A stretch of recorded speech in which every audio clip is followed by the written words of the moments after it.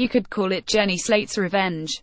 In 2009, during a sketch called Biker Chick Chat, the comic actress, during her first time on the show, accidentally spoke a word on NBC's Saturday Night Live, one that its cast members were not supposed to say, one that starts with an F.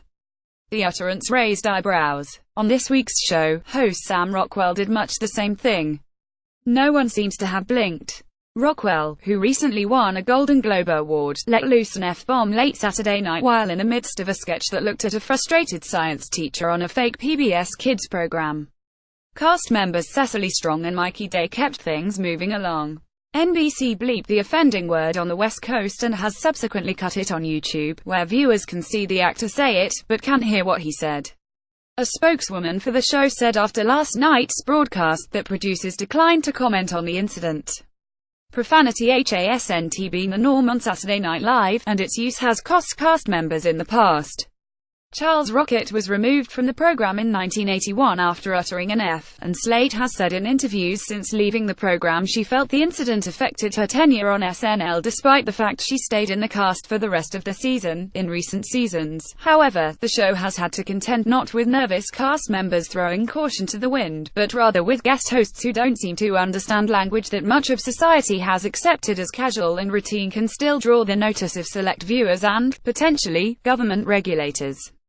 Cussing cast members have been so few and far between you can probably count them on a few fingers. Rocket. Slate, Sherry O'Terry, who said ST in a 1995 broadcast, then repented immediately by placing money in a swear jar when the cast bid the audience farewell in the show's final segment. Norm Macdonald on Weekend Update in 1997. Most of the incidents took place across several years. The number of celebrity hosts who have used profanity, however, seems to be growing. Ariana Grande uttered "st" after flubbing part of her L monologue in 2016. Kristen Stewart last season said "FK" during a monologue in February.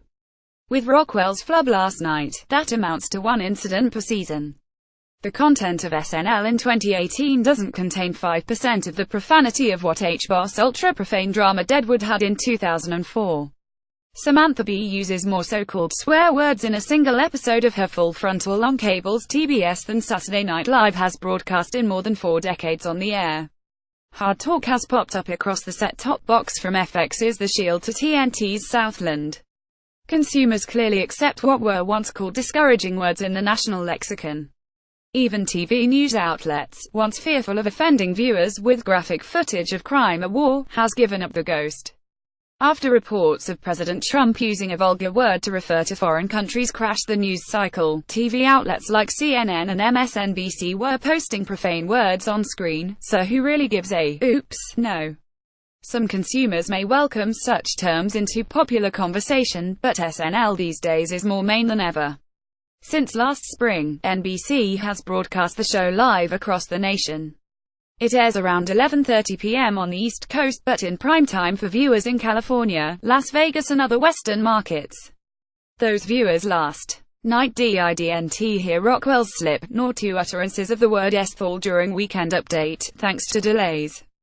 That's a far cry from the show's debut in 1975, when host George Carlin, best known for talking about 7 dirty words no one could say on television, descended from the audience balcony and said none of them.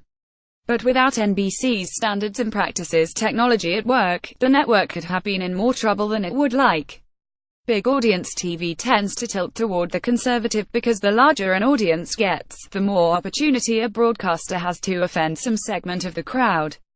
Consider CBS broadcast of Super Bowl 38 in 2004, when a halftime show featuring Justin Timberlake and Janet Jackson sparked a national conversation on decency after Timberlake exposed part of Jackson's breast on TV.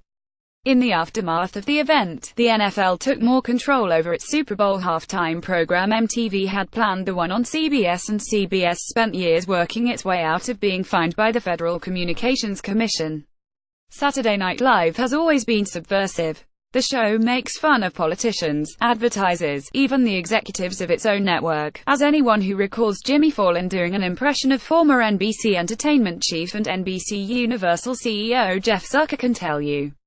But the program has over the years, more than 40, become an institution. Institutions have mass acceptance and command the interest of a large number of people.